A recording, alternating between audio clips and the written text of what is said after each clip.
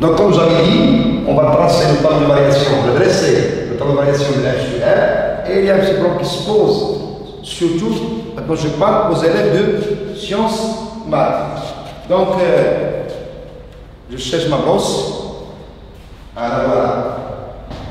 Donc, en dressant le tableau de variation de f sur r, je fais le remarque. Tout le monde va assimiler, bien sûr, parce que parfois, on peut poser autre question. Et je vais vous expliquer tout. Donc, là, on avait dit que la fonction f est décroissante sur moins l'infini 0, et croissante sur 0 plus l'infini. Sur 0 plus l'infini. Donc, d'où le tableau de variation est le suivant. Là, on a x. Là, c'est f' de x. Là, c'est les variations de la fonction f. F, c'est moins l'infini plus l'infini. Première chose qu'on pose sur le tableau de variation, c'est le domaine de définition. La dérivée, on avait dit que c'était, son signe était le même que celui de gx, de g. L'expression de f' de x a le même signe que celui de g de x. On avait vu que la fonction g s'annule en 0. Là, elle a été négative, là, positive. Donc, d'où le tableau de variation suivant. Là, on avait montré que la limite en moins l'infini, c'est plus l'infini de la fonction f. Et là, on avait montré que c'est plus l'infini. Et d'une manière aisée, et on va calculer l'image de 0 qui évidemment va 0, 0, exponentielle moins 0, donc c'est 0 aussi. L'image de 0 c'est 0 pour la fonction f. Des choses à préciser. Lorsque la dérivée s'annule en un point, alors au point 0 f de 0, on a une tangente qui est horizontale. Ne pas oublier sur le graphe, parce que le graphe a des fondements sur lesquels on se base pour le tracer.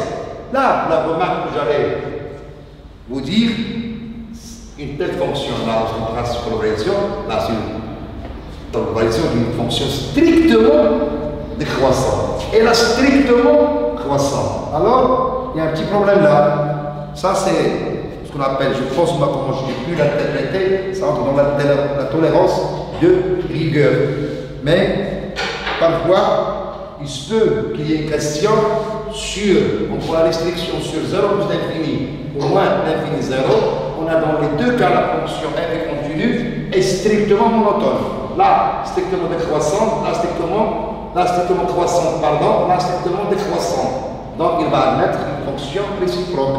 Si on veut poser la question, montrer par exemple que h, la restriction de f sur 0 plus l'infini, sur 0 plus l'infini, montrer que h, je reprends h, la restriction de f sur 0 plus l'infini, là, la restriction h, a une fonction réciproque.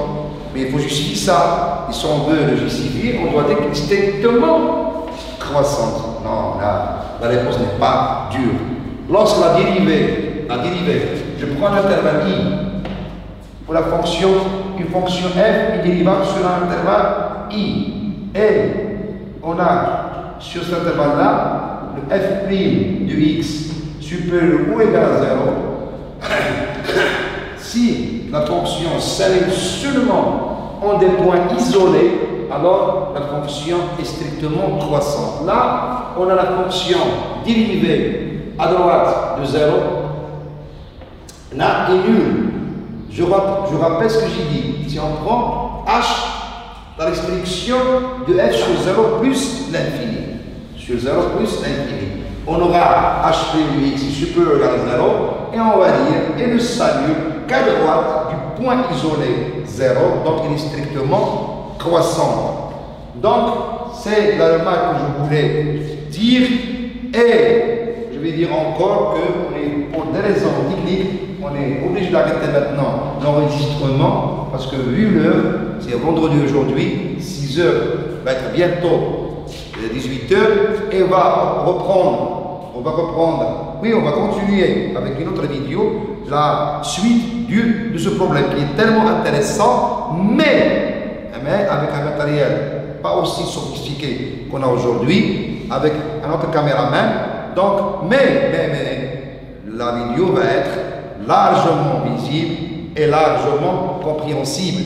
Et je vous souhaite bonne chance et je vous conseille de bien travailler et de s'adapter avec cette situation qui est un peu difficile. Ça, je le sais pour vous sur le plan psychologique.